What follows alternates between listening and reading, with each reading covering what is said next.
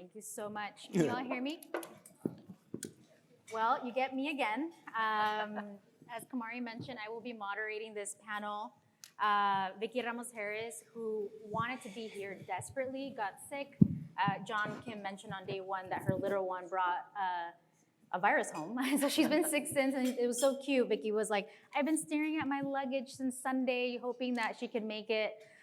So with that, I will be stepping in. So I do ask you for grace as I try to get all my notes this morning and get ready for this. So I just wanted to maybe start the conversation from a perspective of being a mom of a toddler, given the topic of this panel, and just looking at the different systems that we have to rely on to raise and hopefully have little ones thriving in our world. I remember coming home after 72 hours of labor, 72 hours. It was a very long process, being sleep deprived. As I mentioned also in my opening remarks yesterday, I didn't know whether or not, my partner was gonna be with me, but thankfully he was allowed. And so I had that support there. And when we came home and we brought her home, for some reason, my partner and I thought it would be a good idea to watch her sleep and stay up, and we take turns just to make sure she's okay. That lasted for about 2 days because we were like, this is not sustainable, right? And the idea of like watching her sleep also doesn't sound normal. And so there was that. And then immediately you have to take them to the pediatrician and trying to find the right doctor, the best doctor, and like where do I look, where do I go for that. I also know that breastfeeding, y'all, is hard. It's painful. It's just all these things. My mom was telling me to do it one way. I had the clinic telling me doing it another way. And at the same, ultimately, what was a really good resource for me was knowing that Vicky had just had her daughter 5 months earlier. So I'm calling her, did this happen to you? Is this normal, right? And like being able to have that as a resource was really helpful. Thankfully, my mom is at home. Like I mentioned, she is her main child care provider, so I didn't have to go look for a system to see which one would be the best one for her. And we also made the commitment to have her speak Spanish, so she's fully Spanish speaker at home. All of us committed to that, and which is really exciting. So by the time we had to look for a Spanish immersion program, looking for that too was really hard because they're non-existent, except for one that was a mile away from my house. Very expensive, but it's one of those things that we're like, this is what we want for her. And she also gets to play with a therapy dog and a therapy cat and be in her garden. I mean, like, it just sounds like fun. And do yogas on Monday. So all to say, like being able to recognize that I am very blessed to have a very strong support system, to have experts that I can rely on, to be able to find what I need so that I can feel somewhat secure and know what I'm doing to be a mom. But there's also a lot of families that are still navigating a lot of this, right? Some of them don't have the support system. Some of them don't know or can't choose a doctor, right? Like they have to just go and hope that that is the best support that they can. So when we engage with different systems and we know we need to work together, we know we need to be connected so that we all have a holistic approach to be able to raise a whole child family approach. We also know that the child's well-being is directly connected to the well-being of the family and the community. And the pandemic definitely heightened that, right? This awareness of holistic supports for the whole child across the birth to 12th grade system. We know that a lot of advocacy and collaboration here in California has advanced many important initiatives that we've discussed in the last few days. To name a few, the Child and Youth Behavior Initiative, the Cradle to Career Data System, community schools, universal school meals, universal pre-K, transitional kindergarten, and commitments to reform the rates for childcare providers and family fees. These investments have strengthened the access to resources like community health workers, doulas, CalFresh, housing, and Medi-Cal. Again, all the supports that are really needed to help moms and dads and families thrive. This year's water cooler theme centers on the opportunities for cohesion and bridging systems to center racial equity for children and families. And this panel bringing state leaders together from state departments to just explore the different opportunities for cohesion across our state systems to make these wins real for children and families. So I'm excited to bring these esteemed state leaders together for this discussion. And I'm gonna introduce them. Although you all are eating, we hope, to have you multitask, because that's always what we try to do. There are no cards on your table. If you have questions that you'd like to ask the panelists, we will have Catalyst staff collecting those, and we can do a live Q&A. So a little old school this time, and pen and paper. So feel free if you have that, and raise it, and I'll flag staff to collect that from you. So for the introductions, to my left, we have Kim Pattillo Brownson. She serves on the California State Board of Education and is a director of strategy and policy and partnership at the Ballmer Group, where she oversees grant-making focused on early childhood, K-12, and higher education to improve economic mobility for children and families. To her left, we have Stephen Profiter. He is the director of the Early Education Division at the California Department of Education, where he oversees the investments for universal pre-kindergarten programs, leveraging his previous experience in fiscal policy for early education and nutrition programs as a family child care provider. To his left, probably one of the coolest people in State Department. Y'all, he came in a skateboard. Ben Chida, Chief Deputy Cabinet Secretary and Senior Advisor for the Cradle to Career in the Office of the Governor, Gavin Newsom, leveraging his expertise as an attorney, policy advisor, and former teacher. And to his left, we have Marko is the Undersecretary at the California Health and Human Services Agency, which also houses the California Department of Social Services, bringing his experience from the U.S. Department of Health and Human Services. Please help me in welcoming the panelists. So let's get started. I definitely want to encourage the panel to please have a conversation. If there's something you want to respond or react, really would welcome that energy. Not looking at you, Ben. So you all represent different state departments that play a unique role in supporting children and families. Can you share the vision for your department and what this means to advance whole child, whole family approaches to support children across the birth to 12th grade system and advance racial equity? Start with you, Kim. Great. So good afternoon, and thank you all for both multitasking with lunch as well as being in conversation with us. I think there are many ways in which the whole child approach touches different parts of our departments. I'll actually just name one to start, and I think we'll dig into a couple of other topics shortly. So at the Department of Education, our charge is TK to 12. And yet, I will say one of the studies that I think sort of most animates the work that we do across systems between the 0 to 5 system and the K to 12 system is one that really literally keeps me up at night. And it's like one that I return to with regularity to be inspired to know what next steps look like. So a couple years back, Sean Reardon, who's at Stanford University, did a study that was looking at how California stacks up against other states on the K-12 system primarily. And there were two primary findings that were pretty surprising. One was that California stacks up pretty well.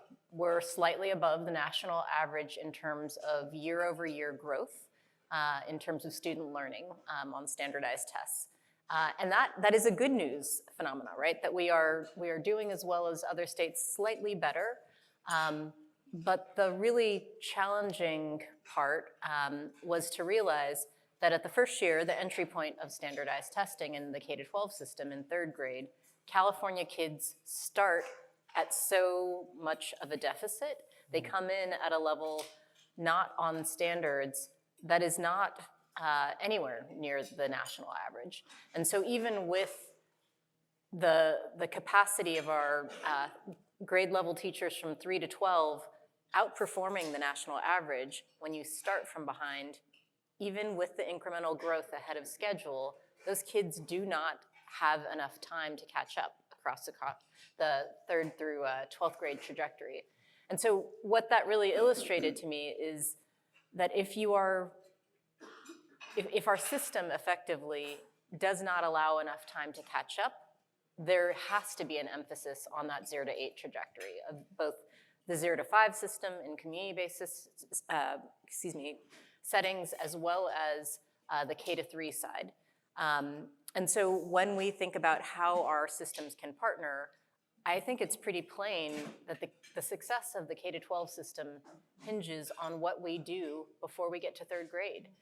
And the partnerships that are, I think, being proposed aren't nice to have on the margins when there's extra budget availability. It is a mission critical part of how we are going to make sure that our kids are succeeding, they're thriving, and they're ready to go for a national sort of space. Yeah, thank you for Kim. It sounds like making a real commitment to really strategize, right? It's like, it's not just going to be accessible, but the idea of like being intentional is what I'm hearing as well. Stephen? Yeah, so actually I think I'd like to just first start just some from the Department of Education. Want to acknowledge that yesterday we lost a great leader in education, former State Superintendent of Public Instruction, Delane Easton, who is the first and only woman superintendent. She was a champion of early education and an advocate for universal preschool. We lost a great leader. So I just wanted to make sure I acknowledge that. And I appreciate Catalyst for sharing that earlier as well. Thinking about the vision from the Department of Education, it's really, we think about the Transforming Schools initiative, which is really kind of a collection of initiatives that are really, when working together, address the whole child, whole family needs. And in my division, the early education division, we're standing up a universal pre-kindergarten, and it's one of the initiatives that are working together to transform schools. In addition to that, we of course have, you touched on the expanded learning opportunities program, which truly provides a full day of services for working families. So many working families need universal meals, so that every child in California has access to a free and nutritious breakfast and lunch. Community schools you mentioned, as well as supports for anti-bias training, supports for multilingual students. So I think we see that as all those pieces as working together, and there's a lot of intentionality at the department to make sure that they do work together. Coming back specifically to early education, our vision is that every child in California will have a strong and equitable start to their kind of school, their career, to support their transition into school, into life. And we'll do that through providing a universal preschool experience that is developmentally appropriate, high quality, joyful, rigorous, and inclusive, developmentally informed, and coherent.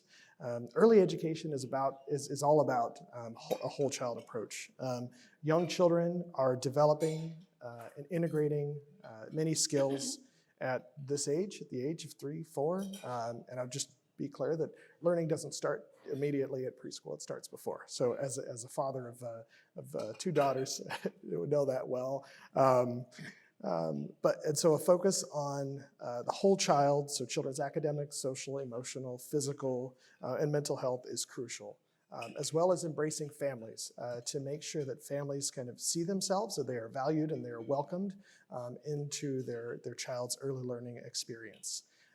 UPK in particular and transitional kindergarten are part of this vision, and we know that a strong start in pre-K is only beneficial if it's sustained. So I appreciate Kim mentioning K3, right? So we have one of our initiatives at CDE is a preschool to third grade alignment initiative.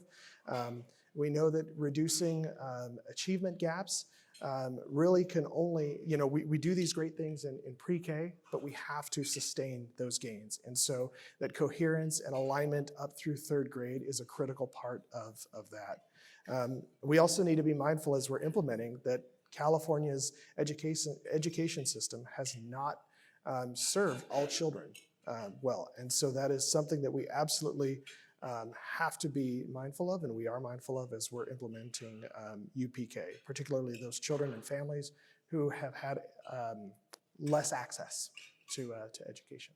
Thank you. I heard you say a lot of the idea of transformation, right? And we know that takes time, and we will be getting into a question later about what that actually looks like, and knowing that the governor liked to use that word this morning. So Ben, what does that look like for you and the governor's office? So our systems are defined by their inhumanity and the fact that they dehumanize us all. Even think about the term whole child and how ridiculous it is. The fact that we had to build a movement and a policy concept just to recognize the proposition that human beings need to eat, they need care.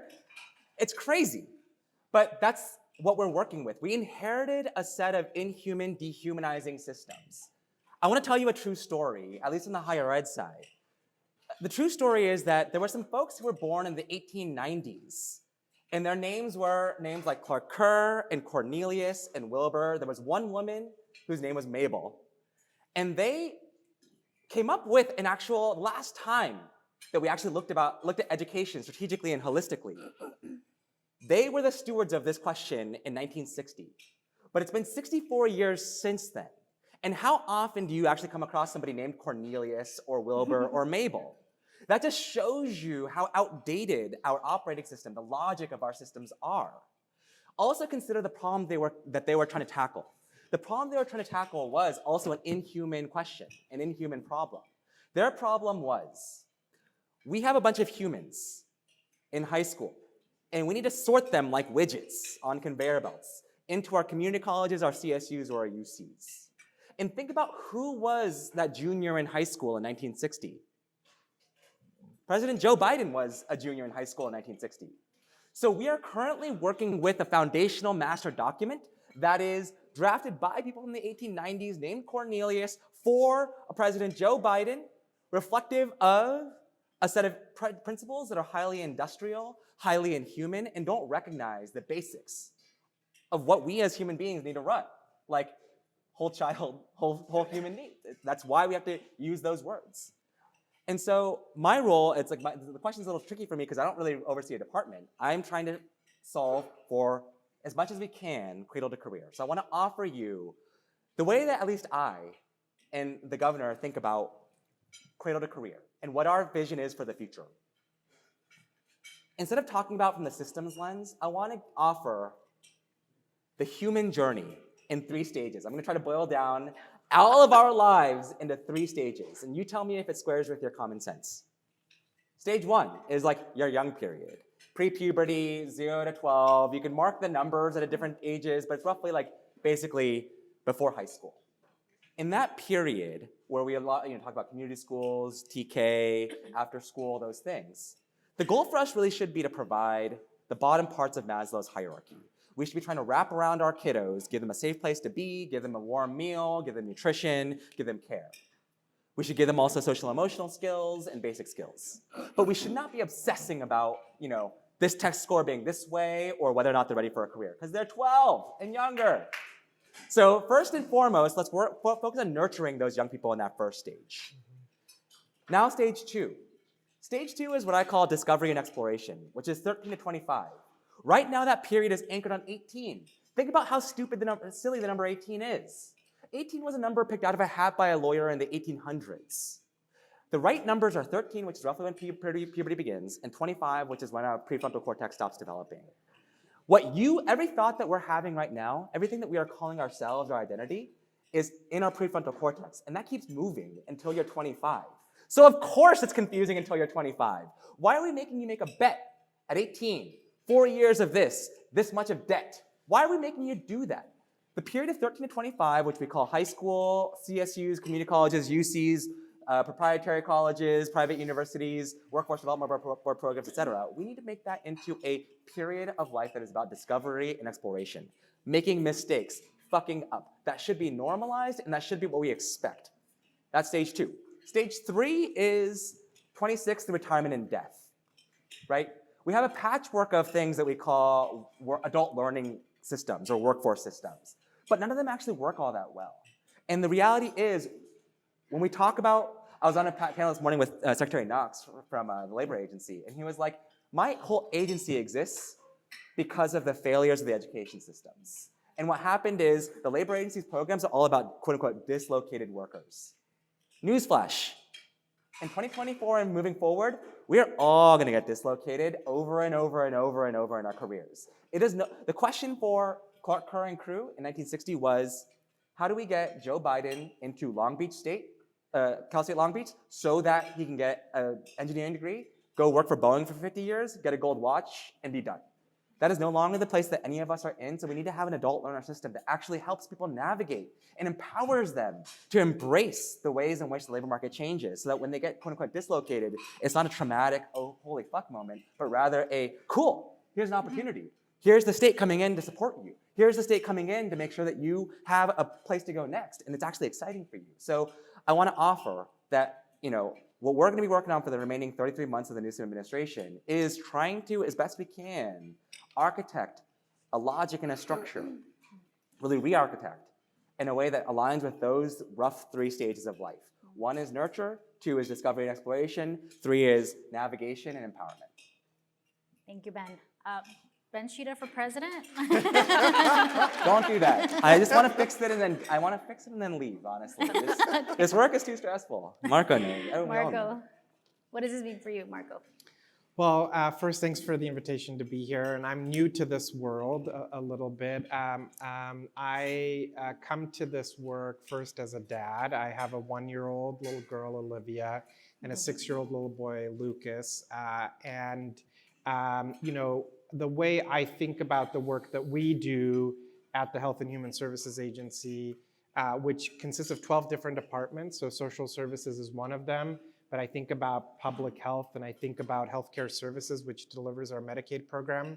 I really think about the question that I wake up to every morning is, how do we bridge the silos? It's not about connecting to me, because connecting means that there's still some empty space. It's about bridging the various silos or the various systems to advance equity in a different way.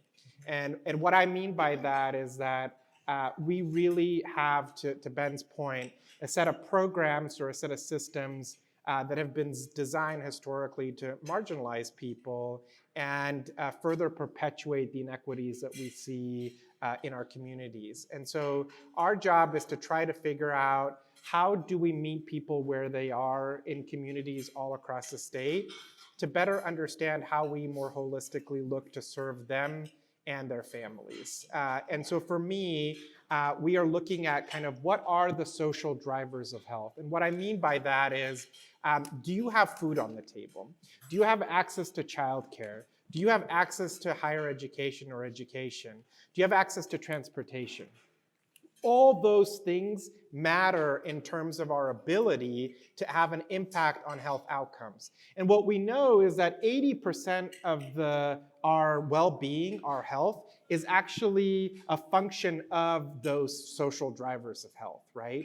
20% is your genetics and the care that you actually get, the doctor that you see, the pharmaceuticals that you take.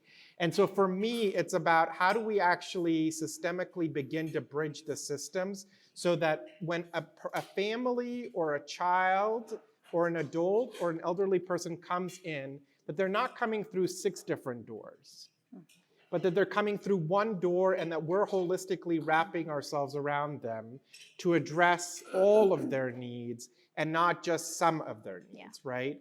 And for us, it is also about the idea that we really have got to think about how we share power and how we share and build these efforts with people in the community.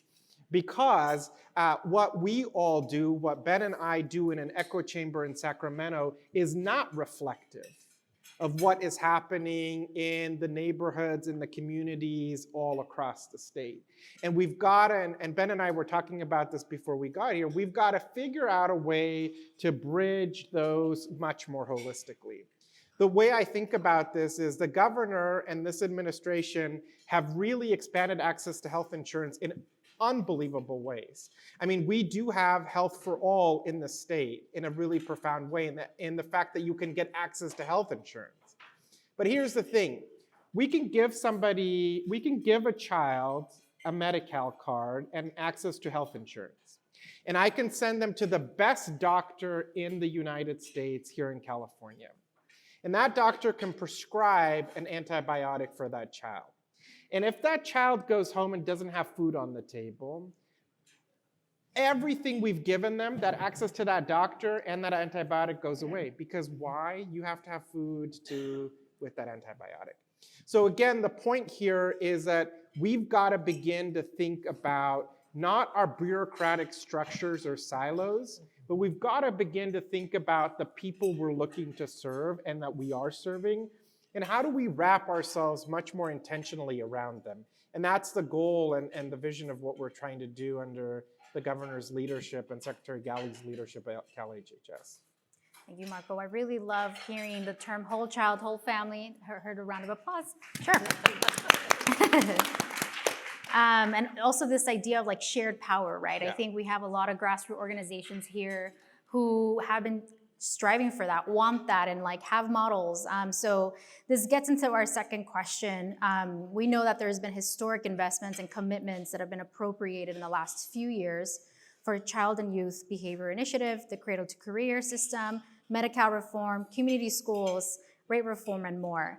What is the role of your agency in the implementation of these initiatives, and what will it take to make these policies a reality? And how can we ensure successful implementation that is rooted in shared power and shared decision-making with families and community members? I'm gonna play the Uno thing and put it back on you, Marko, if that's okay. Well, I think this is a really good question, and I think is the fundamental aspect of like why we're here and why we're having this conversation, to be honest with you. Like, all of these things are wonderful by themselves, but they are not like, they're not gonna move the needle independently. Yeah. What Ben is doing is phenomenal, but what Ben and I are doing together is what's gonna move the needle. Right? So I think that it's not just one system on its own, it's all of us working together. The other thing here is that it has to be iterative. And government is not good at being iterative. Government is not good at being nimble. Government is not good at leveraging data to understand what is happening. Government is not good at engaging people with lived experience at the table, right? And all of these things are required for us to realize the California for all that the governor has eloquently outlined. So what does that mean? Like, we've got to roll up our sleeves and we've got to work together. And it's not going to be perfect, and it's going to be ugly, and it's going to be messy, and it's not going to be the way you all want it to be. But you've got to work with us to figure out how we actually make it happen. And we, in turn, have got to listen. We've got to actively listen and say to you, like, what are you seeing? How do we fix it? What barriers do we evolve? So that requires culture change in government, but it requires culture change outside of government, because these problems aren't just the government's problems to solve. These are problems we as a whole society have got to solve, right? So I think for me, it's about how do we actively listen to each other? How do we create, and Ben and I talked about, like, we literally like had this crazy conversation right beforehand, but it really resonated, and it's like, it really does align with the theme of this conversation, which is like, we've got to figure out a way to bridge each other in a much more holistic way, so that we're actually working together and realizing the moment that we have, right?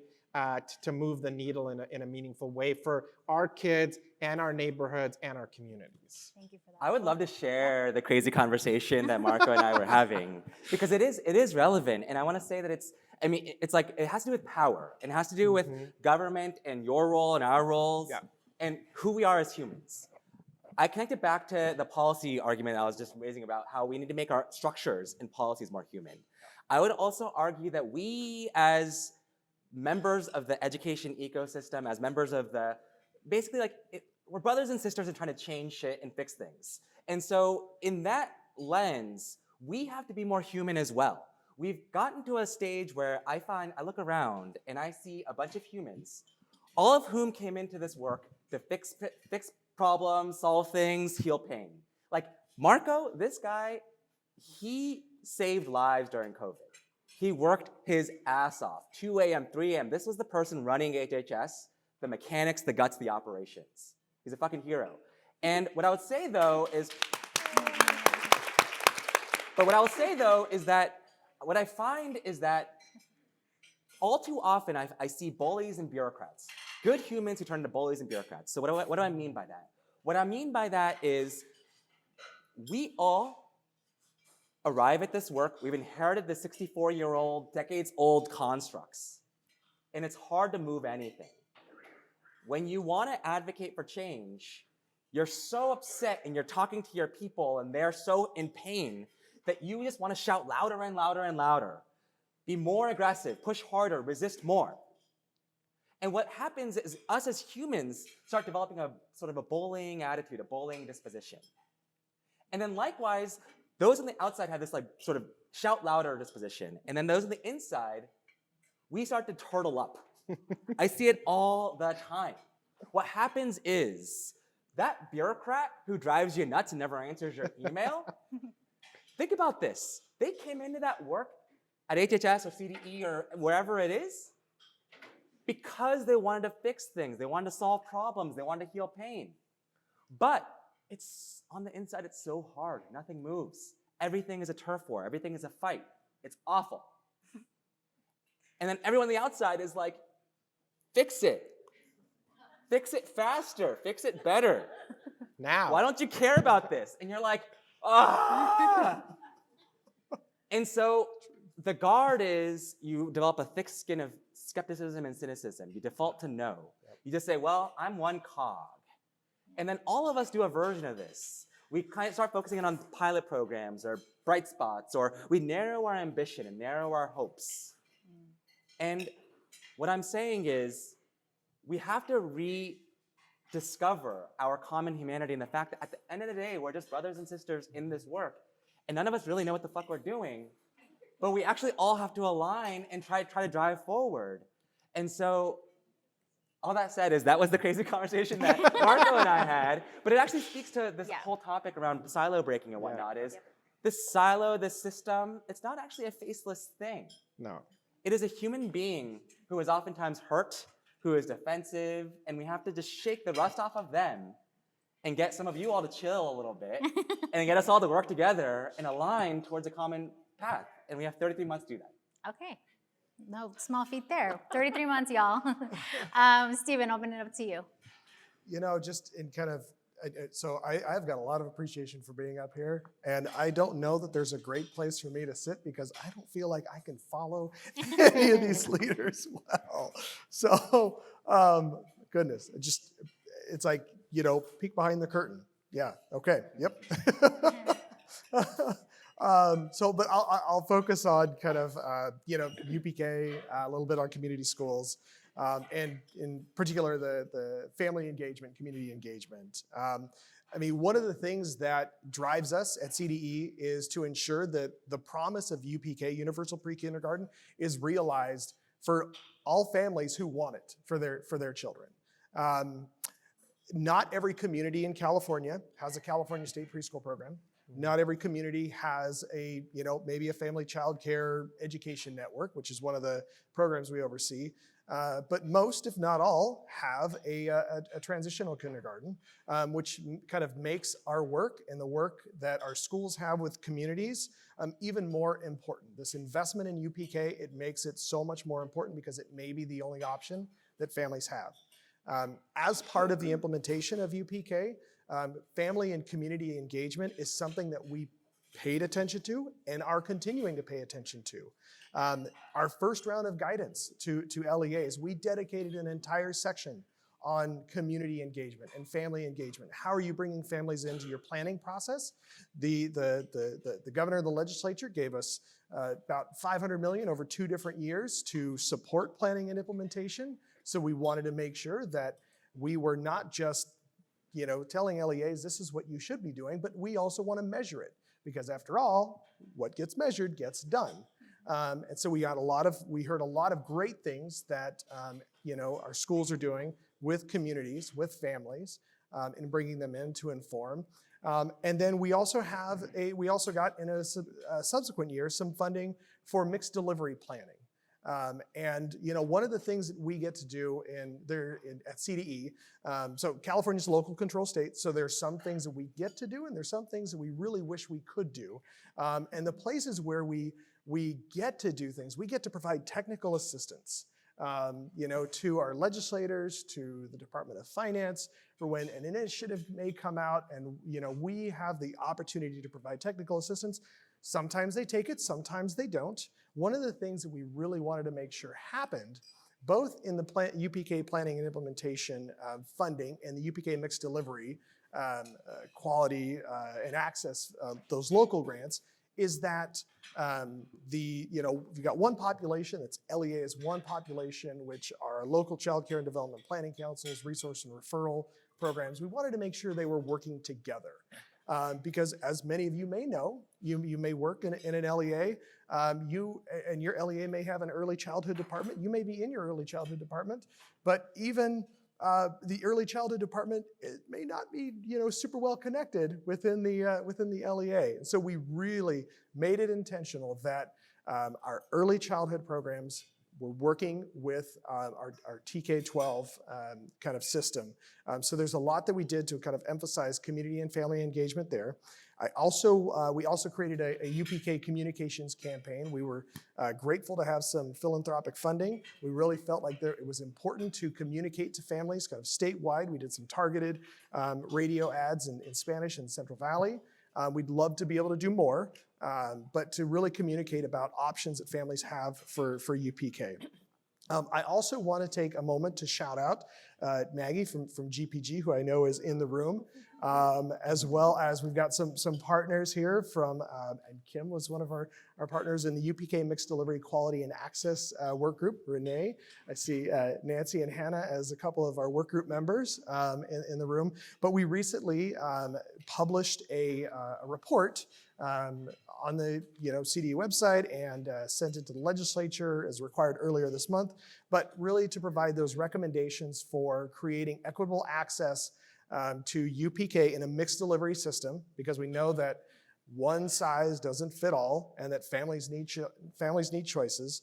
But the recommendations were rooted in what are the things that can help access to families and children to a UPK option that meets their needs, and then how can California create more opportunities, on-ramps for providers who may not be part of a state preschool or a transitional kindergarten or a Head Start or what have you, so that they could come into and be part and recognized as a universal pre-kindergarten option.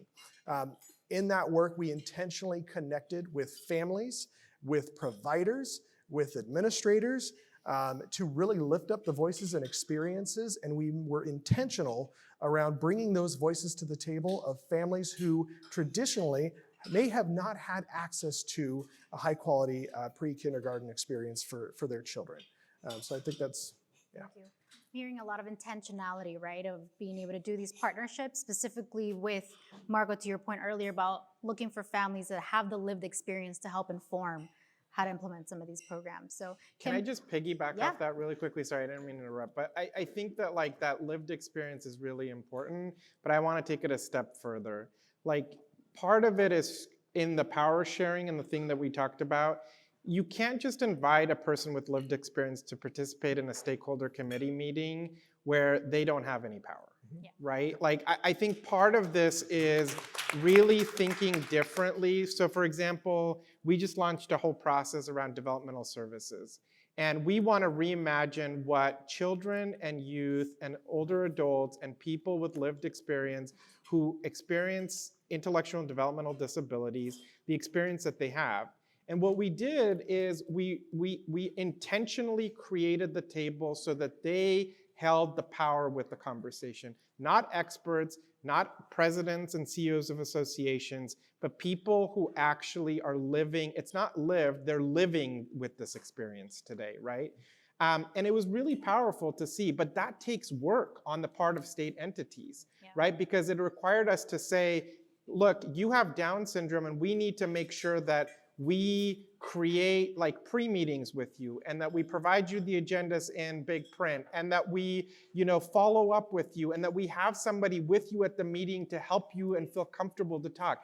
All that to say, the richness of the conversation, when this young woman who was 16 years old with Down syndrome shared her experience of what she wanted to see, That was the thing that really drove us. And I think as we think about this, it's not just about saying we have 3 people with lived experience on our stakeholder committee. It's about really trying to create a table that is all people with lived experience who are actually developing the policies and procedures. Appreciate that. Kim? So I think on this issue of power sharing, the policy innovation that sticks out the most in my mind is LCFF. It is the Local Control Accountability Plan and funding formula. I think one of the things that I've heard it described as the biggest shift in power in education policy in a century, because it moves so much of the decision-making down to the school district level, where people actually live, where people have their children in schools.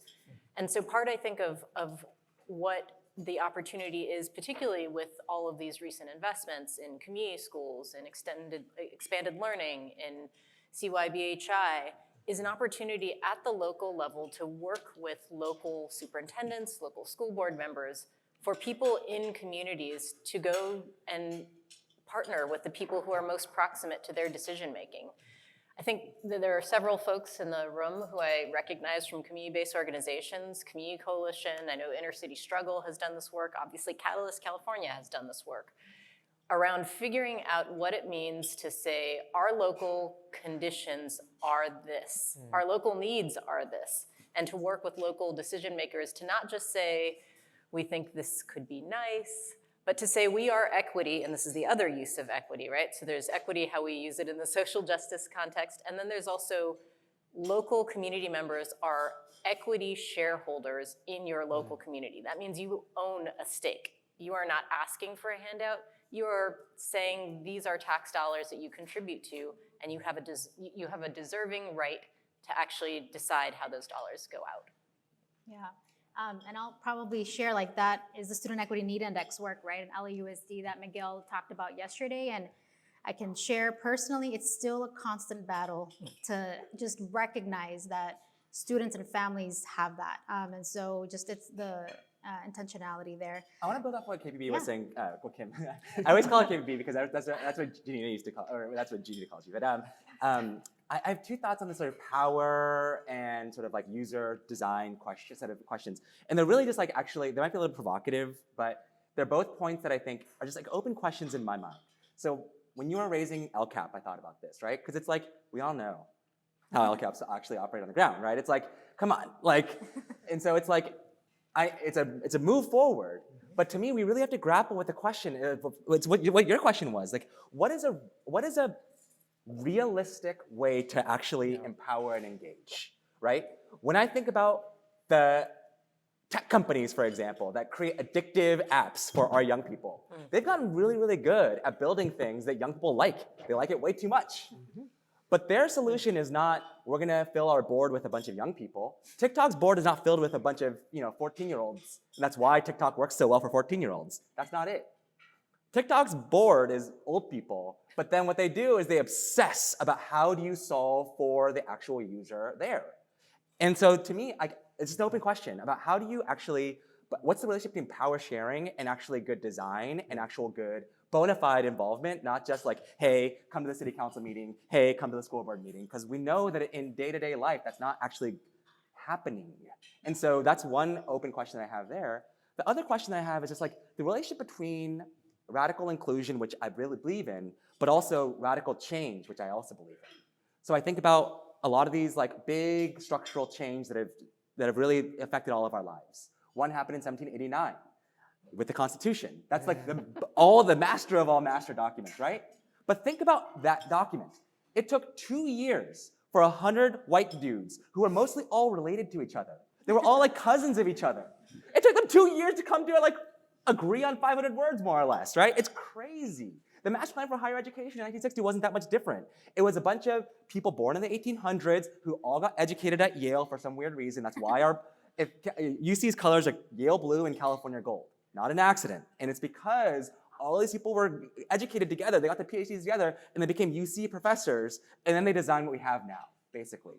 But again, it was a small group of like roughly like 100 white professors who were all educated at Yale together.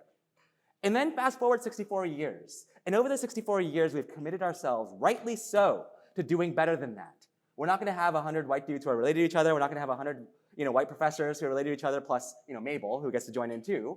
We actually will have more inclusion, more sort of more empowerment, more shared decision making, co-creation. But that's also part of why it's been hard to move big change, I would argue. It's hard. It's like, if anybody's ever been in like a student project where like you had 2 people and you could actually move it forward nicely, but then you had like 10 people and it's like, shit, like we can't agree on anything. And then now one person's not even joining any of the meetings and like whatever. That is the world of education and systems change for all of us, which is like, how do we all row together and co-create together in a way that's authentic, but is also realistic, that's actually gonna happen? That isn't this fantasy of all parents and all students rising up and taking control of their education and joining every school board meeting and all these things. That's not realistic, it's too much to ask. And so that's the big question I'll leave here with everybody. And I grapple with that every day. Okay. Yeah, Just please.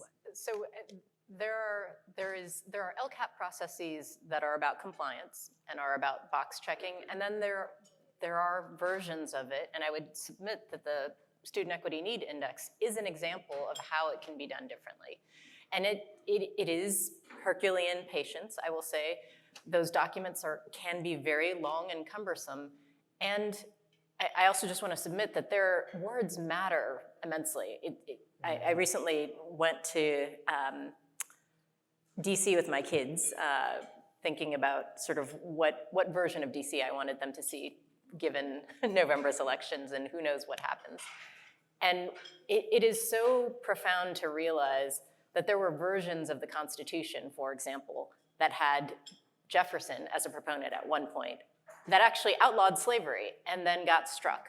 And so there are multiple iterations of the Constitution that moved forward, and making sure that the words that are finalized are the right ones, even when there are multiple iterations. This is the conversation I was having with Maggie last night. Getting those words right and making sure that they continue to actually be implemented with fidelity is incredibly important, even when it is arduous. I agree. I'll say though that I just want words to get done and acted on. They don't need to be the perfect words. Like, I'm sorry, I think the big deficit in my lifetime has been that people haven't been willing to do and actually lean in and be bold.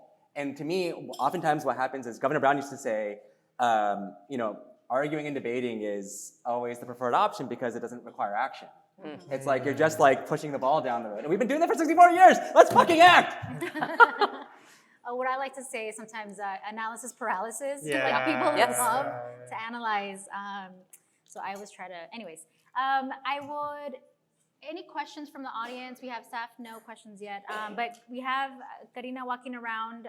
If you do feel compelled, please write them down, or maybe we'll open it up, who knows? But I think a lot of you already started touching on this idea of the transformation and the idea of coherence and just like how long it takes to be the action, right? And to see the action actually transforming lives, hopefully. So we know, as I mentioned, we know that systems transformation takes time, especially when you have a bold agenda that calls for California to have a whole child approach that envisions a society rooted in racial and economic justice.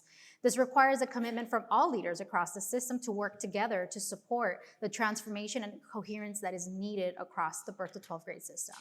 What do you see as opportunities and challenges in the current landscape, and what are some of the steps or pathways needed to deepen that across the system to ensure that the state is supporting children and families to thrive? How is your agency bridging across other departments or state systems to support the transformation of our bold agenda? And we'll start with Kim this time. So I feel like we've touched on early learning quite a bit, and a little bit on community schools, and I think some other folks will talk about that as well. I'm gonna actually bring up a different example, and this is one where the State Board of Ed recently got to weigh in on the use of a federal funding stream. And the funding stream was ostensibly around the topic of school shootings. And part of what was so fascinating in the conversation was that we didn't have at the State Board of Ed level good data on children-involved shootings on campuses. And so part of the conversation that we had was, how do we actually create, and data sharing never sounds like the sexiest thing, but it is the entry point to know what are the lived conditions that children actually experience in their communities on a day-to-day level. So it opened up a conversation with HCI, which is under Marko's jurisdiction, around how do we actually make sure that school leaders, school superintendents know, for example, what is an average and disparate level of school shootings, homicides and officer involved, not officer involved, but shootings that result in emergency room visits in a particular school community. And that was something that had not been, it's not in our school funding formula, it's something that's actually been looked at the LAUSD level, but it is something that actually appreciably affects the environment in which kids learn, whether they can hear a truck backup in a community and understand that to be just ambient noise, or whether in that school community, kids hit the ground because they know what the sound of gunfire and shots look like, sound like. Yeah, thank you. I think that was one of the biggest talking points even for the Student Equity Need Index, right? That it does look at that indicator as a factor for student learning way before the pandemic happened. So it's a really critical, and the fact that we had the district even acknowledge and understand the importance of that was a really, really exciting time. Stephen, I'll open it up to you. What does this mean for your department? Yeah, I mentioned a few investments where we've really thought about kind of intentionally the connections. And so I'm gonna keep kind of like my remarks kind of focus on local, local systems and a little bit, what we do at the state level.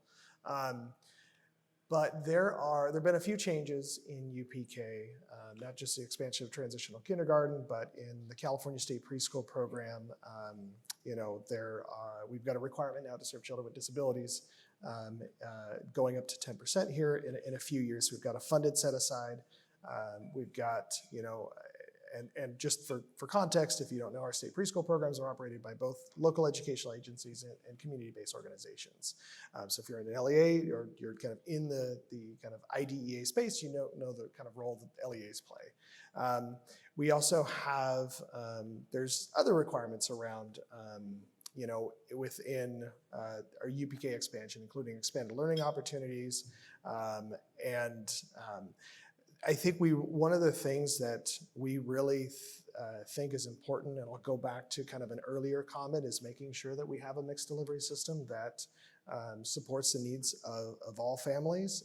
And so whether you are a parent of and I'll use the term, the IDEA term, I think a typically developing child, right? Or you're a parent of a child with disabilities, making sure that you have that your choice, what fits your needs for whether your childcare, your early education needs, that you get to keep that choice. And that takes a lot of relationships at the local level, takes funding, but it also really takes willing partners and the willingness to kind of knock on doors again and again and again and again. And in reflection of this TK expansion, in the department, I think a lot of what Ben is saying resonates. But in prior to transitional kindergarten expansion, we had the California State Preschool Program, right? We were more or less like on our own, right? And this transitional kindergarten really kind of opened up our work to the entire department, because now we touch every single area that's a state mandate, a federal mandate, and all these things. And so we have really leveraged this opportunity to build those partnerships within other divisions in the department. It happens a lot in our own Opportunities for All branch, who's led by our Deputy Superintendent, Sarah Neville-Morgan, many of you may know. But we have, we think about whole child. We think of our branch as whole child. Nutrition services, multilingual support, expanded learning, special education, services that reach and meet the needs of the whole child. And so I would just kind of conclude my comments on the importance for not just kind of talking the talk, but walking the walk. Thank you. Appreciate that. Ben, opening up. I'll be brief on this one, because I would just say that, like, if I had to say how much of the Newsom administration agenda we've completed so far, we're about 5-6 years in. We have 33 months remaining. I would say we're about 40% of the way done. Which is to say that, like, you are familiar with all this too. We've seeded a lot of really, really good things. 4.1 billion community schools, all these different things, right? But we are our own, we know how incoherent things are. We know how hard things are to move forward. We know how, if we end now, if we stop doing the work now, we know there's like good bright spots and good work happening, but at the end of the day, it is not systems transformation, it is not reimagination. And what it'll do again is run us all through another round of cynicism whereby everybody says, let's fix it, let's transform it, and then what you really just do is add a couple of bits and bobs. One-time bits and bobs that go away. And so that is why I say we have more than 60% of the work that we have to do left over, which is the hard, structural, durable work that we need to drive forward. And we need to create systems that are flexible and resilient for the future. So that's all to say that, to me, the next 33 months are critical because we have to create that coherence. And that really, I know is like a buzzword, but what it means is fights. It means a ton of fights here in this town. Because every silo has a bunch of defenders. People don't realize it. Actually, raise your hand if you came into this work because you wanted to defend, to embed, entrench, reinforce, and reify the status quo. Raise your hand. All right, nobody. I keep going to rooms across the state and asking people, and no one ever raised their hand. Yet, oh, there we go. There's always a cheeky, like, sort of, I appreciate that. I was the mischievous kid. No, but it's like, but my point being that things are stuck. They're deeply, deeply stuck. And we have to be willing to, frankly, have these really, really hard conversations. We have this massive decades-long debt of conversations we have not had. And that's all to say that, yes, we got a silo break in our day-to-day work, and we need to push, but also we need to actually re-architect so that the silos aren't there any longer. When I think about system transformation at Health and Human Services, I think about 3 levers that I try to have our teams focus in on. Lever number 1 is culture change. We've got to think differently about how we do business and how we are serving the people we're looking to serve, right? And culture change is really, really difficult. To Ben's point, we're all designed to protect, our human instinct is to protect what we know. And yet part of culture change is to let go and rethink and create the space to think differently about what you're trying to do. And so I'm intentionally trying to think about internally, how do I create the space for our directors, for our line level staff to begin to think about ways in which we do business differently. Lever number 2 is policy development. We have the ability to transform how we do business in a pretty profound way via the legislation we push or collaborate with our legislative partners with, or the regulations that we look to adopt, or the program or policy ideas that we put on the table. But we also have an opportunity to think about busting silos when we do that, so that we're not being complacent in what we're doing. So a really good example is our work around CalAIM, which is our transformation of our Medicaid system. The goal here is not to think about the 4 walls of a doctor's office and begin to think about how we transform the way we do business there and advance equity in that context. The goal is, how do we get out of the 4 walls of the doctor's office and begin to get into community to leverage Medicaid to think differently about the equity proposition. And then the third lever is data insights. We in government collect a shit ton of data, but we do nothing with it. We are data rich, but we're information poor. And what I mean by that is we feel comfortable by the idea that we're collecting the information, but yet we're not doing anything to analyze it, nor are we pushing it to you to think about how we do different. And one fundamental problem with government is that sometimes people are terrified to release the data because it shows the things we're not doing. That is okay. That is a good thing. That is how we iterate. That is how we do continuous quality improvement. So for me, the transformation happens in government with those 3 levers: culture change, policy development, and data insights. Thank you, Marko. Really appreciate those outlines, and you and Ben being the dynamic duo, changing everything in the next 33 months. So we have about 7 minutes left, and I do want to close out with our call to action and embedding this last question. And this question, it ultimately comes down to this idea of advancing racial equity in our system and the role there. But I would like to embed it really around this recognizing, right, that like California is facing budget constraints. That's been a big hot topic that we've been discussing in the last few days, and the realities of sunsetting one time and state dollars, federal dollars, and we also have the upcoming election that could shift the agenda, right, that Ben, you outlined. So what does it mean to either continue sustaining to implement that last 60%, or will it be something completely new, and what does that mean for the work that's been done already? So now more than ever, we need to stand strong, right, and work together to realize this goal of cohesion that we've been talking about, to be able to bridge our systems, to break the silos, to center racial equity for children and families, because they don't get a do-over, right? So we want to make each year count. How can we count on you to be a champion of the vision we named earlier and to protect these initiatives and that serve the whole child, the whole family? I see Stephen taking a deep breath. What should be our call to action for state leaders at this moment, right? And Ben, to your point too, this piece around what is your call to action for us in the room, educators, grassroots organizations, and the community to double down on racial equity for children and families. And I'll open it up for whoever is ready, and we'll end the conversation there. Well, I mean, just for me personally, I think that, you know, this work is personal not only because I have 2 young children and I want to make sure that they grow up in a world where they have and their peers have the same access and not less than what I had, right? That's like the premise of the next generation, and I do worry sometimes that we're leaving one generation further behind than the next.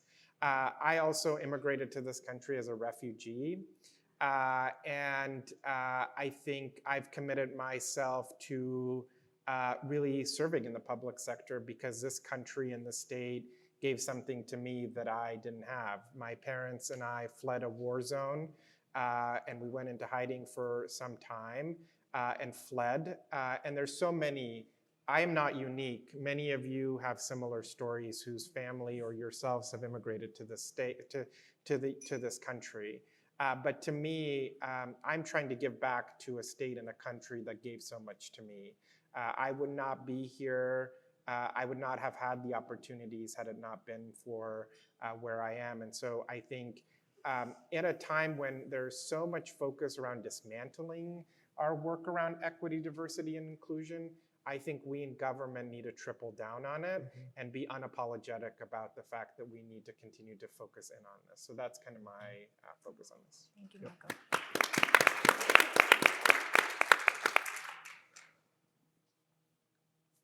I'll share. So I think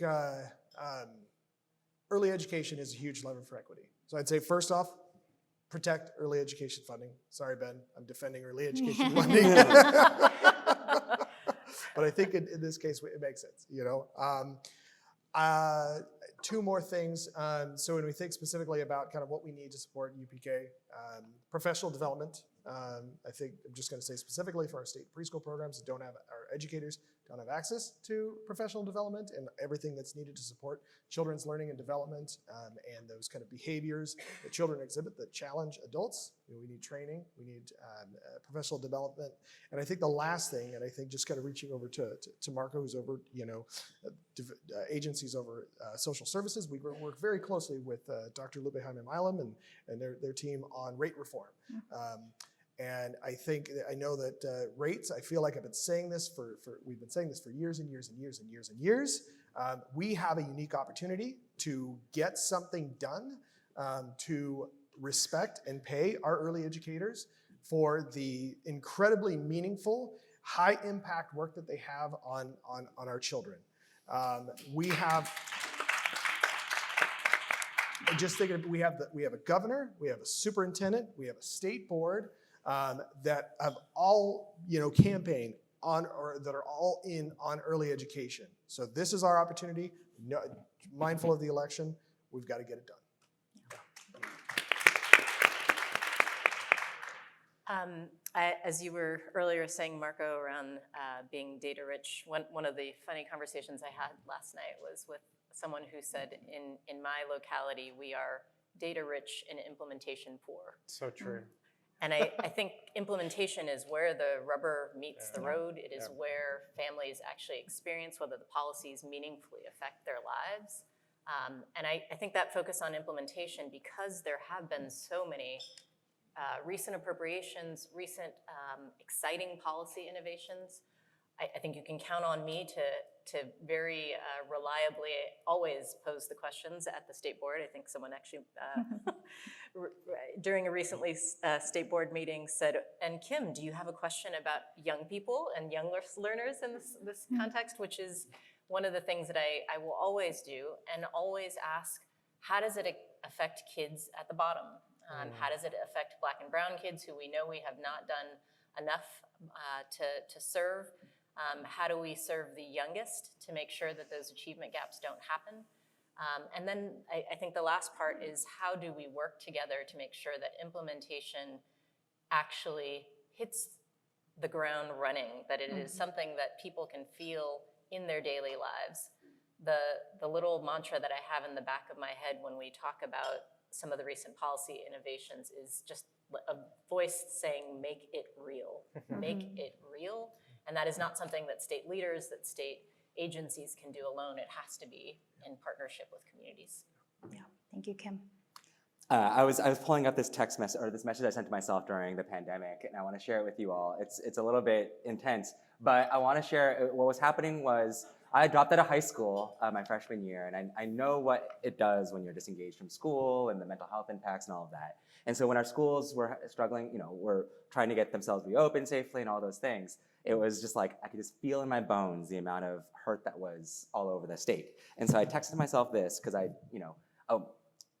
little dark, but the thing that actually helped me sleep, oddly enough, was just imagining the different ways that I could sacrifice myself personally to make a point about how we need to get schools moving. So I would imagine burning myself alive on the Capitol steps, truly. So here's what I texted myself though.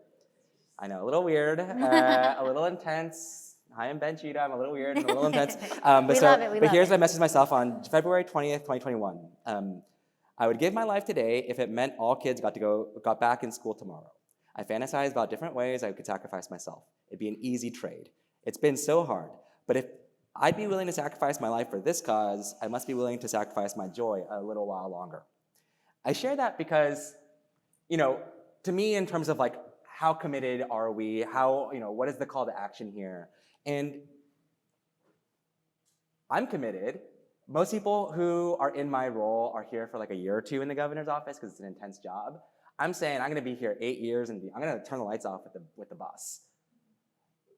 I'm gassed out, but that's the reality of it. I say all that as a preface around sort of my commitment because it's not about my commitment. Fuck me and my commitment.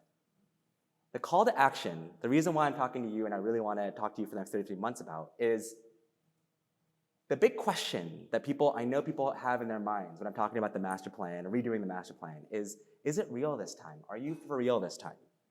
Because you've all been through this many, many times before. Transformation, reimagination, reform, whatever you want to call it. And my point is, yes, I will be around for 33 more months, but it will be as real as you individually and personally decide it is. At the end of the day, this town is unable to grapple with big structural strategic problems. It is used to an annual cycle of little problems. I cannot reorient the entire logic of this town to think bigger and better and more humanely. I need your help. I'm not sure this is going to be successful. I said we're about 40% done in terms of our agenda. We would love for all of us to push harder. But the thing that I want to really communicate too is, to me, whether or not we're successful, 50-50 coin flip. I don't know. I don't even know what we need to do, nor do I know that we're going to be successful. What I'm trying to communicate to you is we've got 33 months to do something about it, and each of us, in our own ways, maybe you don't know now, I'm not saying you need to know exactly right now, but in our own ways, I'm hoping that we can try to drive towards action and actually finally doing it this time, as opposed to just talking about it again. Yeah. Thank you, Ben. Let's give him a round of applause. So we're at time, but I just want to share a few takeaways from this conversation. And it sounds like there's a commitment from each and every single one here. I'm also hearing the time constraint, right? The 33 months and a pressure of being able to do something. And what I like about you mentioning the 33 months, Ben, because it gives us a timeline, right? It holds us accountable to do something within that time. And then if time comes up, then we can reassess ourselves, right? What got done? What didn't get done? Were we successful? Were we not? So I really appreciate that. I'm a deadlines person, so it just helps me with my vision.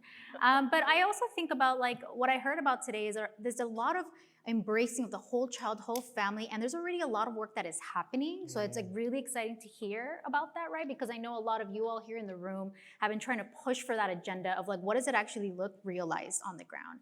And so just really looking forward to these next 33 months and on around the partnership and the commitment from you all here in the room with you all. I think we can say that they can count on us in the room. Yes? All right. Well, thank you so much for coming with us today, and give them another round of applause, please. Yay.